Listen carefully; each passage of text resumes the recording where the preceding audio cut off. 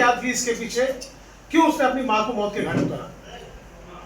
13 तारीख को Panvel city police station की जुरिस्डिक्शन में मानिक नगर करके सोसाइटी है, वहाँ पे एक फ्लैट में एक महिला जिसका नाम प्रिया नाइक है, उसकी डेड बॉडी मिली थी अंडर सस्पिशियस सर्कमस्टेंसेस। इसमें हमने एक्सीडेंटल डेथ रजिस्टर किया था। दूसरे दिन जब उसका पोस्टमार्टम किया गया तो ऐसा दिखाई दिया कि उसका स्ट्रैंगुलेशन करके मर्डर किया गया है। तो हमने मर्डर रजिस्टर किया और इसकी गंभीरता देखते हुए इसका इन्वेस्टिगेशन हमने पनवेल सिटी पुलिस स्टेशन के सीनियर पीआई ठाकरे साहब को इसका जिम्मा सौंपा। और इन्वेस्टिगेशन के दौरान ऐसा दिखाई दिया कि ये जो महिला है, उसकी लड़की जिसका नाम प्रणाली नाइक है, इसने विवेक पाटिल और विशाल पांडे ये दोनों के साथ अपनी ही माँ का मर्डर का एक प्लान रचा और उसके मुताबिक विवेक पाटिल और विशाल पांडे इन्होंने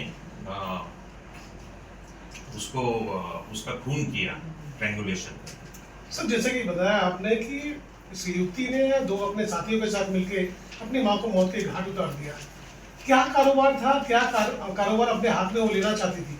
क्या उसकी कोई करोड़ों की संपत्ति थी क्या, जिसके लिए अपनी माँ को मौत के घाट उतारा गया? नहीं, ये जो महिला आरोपी है वो उसकी शादी 2018 में हुई थी। 2020 से वो अपने माँ बाप के घर में ही रहती थी, तो डिपेंडेंट ही थी उनके ऊपर।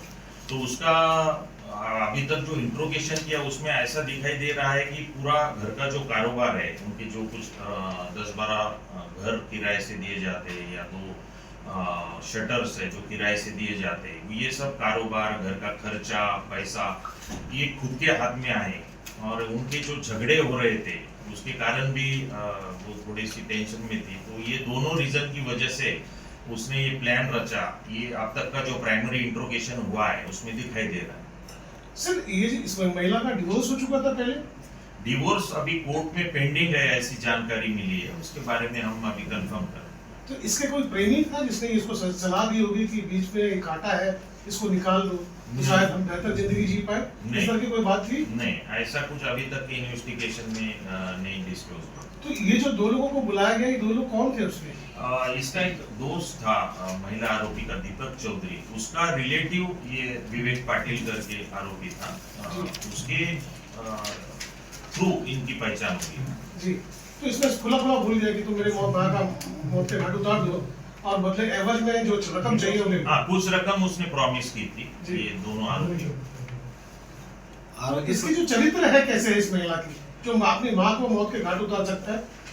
इस बारे में मैं कोई टिप्पणी नहीं करूँगा। आरोपी के ऊपर इसके पहले कोई गुना दाखिल वगैरह कोई नहीं, अभी तक की जानकारी के अनुसार इनके ऊपर कोई गुना दाखिल नहीं। पकड़े गए आरोपियों के अगर बैकग्राउंड की बात की जाए तो उनका बैकग्राउंड कैसा रहा है? ये किस कारोबार से जुड़े हैं वो आरोपी? ये दोनों भी यंग लड़के हैं, 19-20 साल के लड़के हैं। ये विवेक पाटिल और विशाल पांडे दोनों भी कोंडगांव में रहते हैं।